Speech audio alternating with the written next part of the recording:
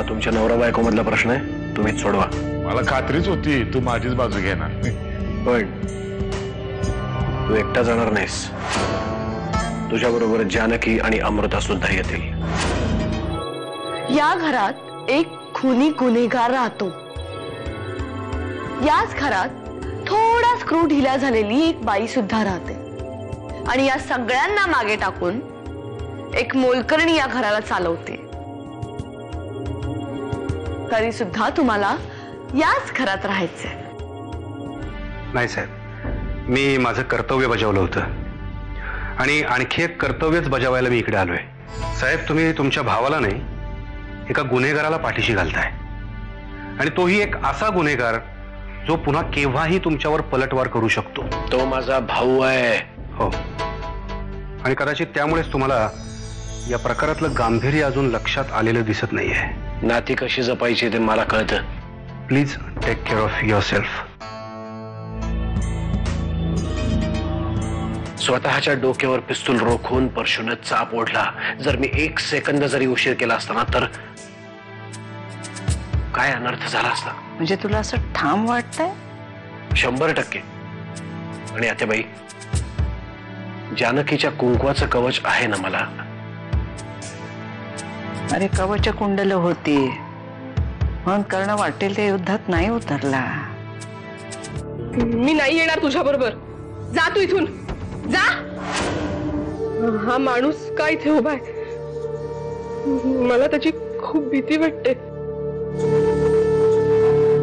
तुम्ही जा, मी आहे. मी काही काम करेन आणि तिला वाढवेन, पण आम्हाला दोघींना एकटं राहू द्या ग. नाहीतर तो नीच माणूस आहे ना, तो आम्हाला मारून टाकेल. असं का बोलतीयस तू?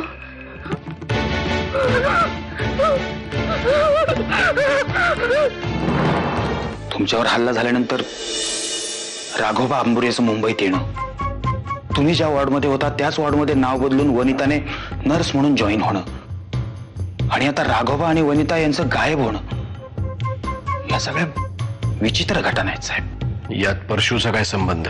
कारण हे तिघही परशू शेठशी संबंधित होते. आता काय करायचं साहेब?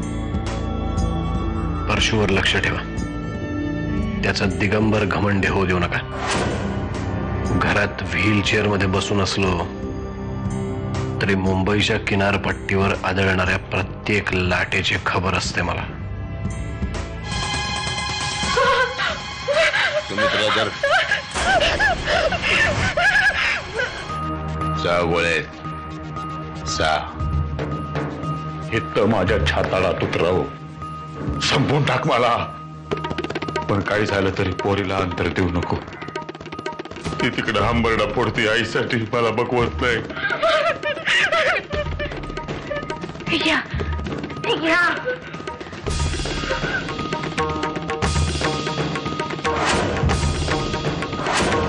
मी सुमित्राच्या पाया पडेल. माझं डोकं तिच्या पायावर आपटे,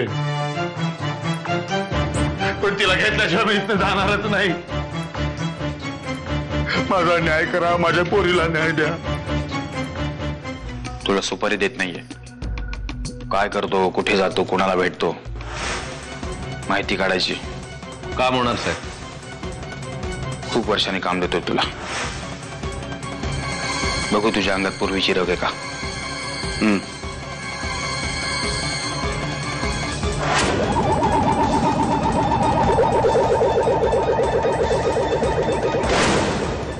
दोघींची ही जबाबदारी आता माझी आहे. त्यामुळे त्यांच्याबद्दल काळजी करण्याचं कारणच नाही. त्यांना जे काही हवं असेल ते आपण देऊच. पण या गेलेल्या दिवसांचं काय? पण या पापांचा हिशोब कधीतरी द्यावा लागेलच ना. अरे वा, बरंच तत्वज्ञान झाडतेस तू. भाऊजी, मला तुमच्याशी एका अत्यंत महत्वाच्या गोष्टीवर बोलायचंय. बोल की. मला तुमच्याशी बोलायचंय.